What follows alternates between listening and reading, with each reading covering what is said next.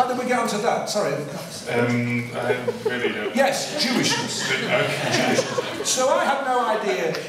The years are going by and I'm in Cambridge failing to be an Englishman but not being anything else either, and trying to write English novels and failing at writing those. And it was only when several years later, when my life had reached the furthest level of kind of misery and disappointment and absurdity that I thought possible, that I thought, this is your novel. This is your novel. It's an absurd novel. I was teaching in an institution called Wolverhampton Polytechnic, which if you say in England, people just laugh. Even if they've never been to Wolverhampton, they laugh at the idea of a polytechnic in Wolverhampton, which is in the East Midlands. And I wrote a novel about the absurdity of my life there. I was teaching in the English department, and Wolverhampton is famous for only one thing, has a very well-known football club.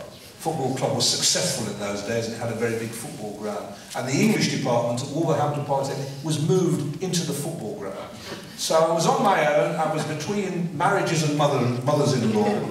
I was living miserably, I hadn't written anything, I wasn't close to writing anything. My teaching career had gone to pot. I was teaching in a football stadium. I was 35 years of age and I suddenly thought, well, it's not going to be a country house novel I write. It's going to be a novel about the absurdity of this. And somehow it occurred to me that there was a Jewish strand in that. I don't know why, as if the fact that I was Jewish compounded the fact. I wasn't the only Jew in Wolverhampton, but I was almost the only Jew in Wolverhampton, and that made it even more poignant and absurd. And I suddenly found, to make the absurdity work, I had to touch on the fact of being Jewish, and think about being Jewish in a way I never had before that, really. I'd taken no notice of it, and suddenly, so for me, really being aware of being Jewish and starting to write happened at the same time.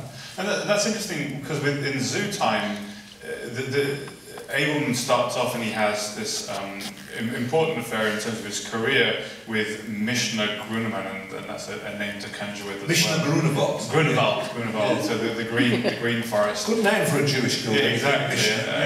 And she provides the first monkeys. And Gemara or Gomorrah, I think.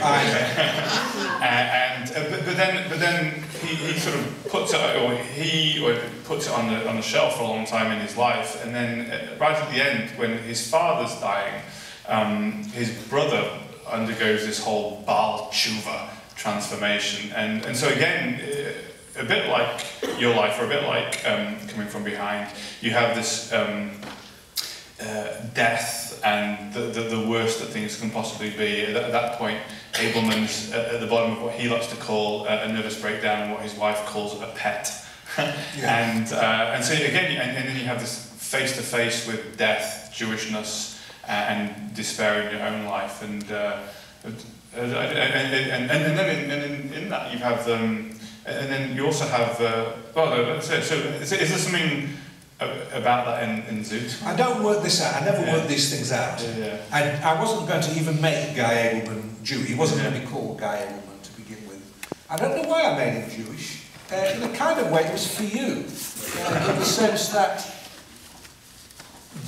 I started writing this novel before I'd won the Man Booker Prize. We can come to that.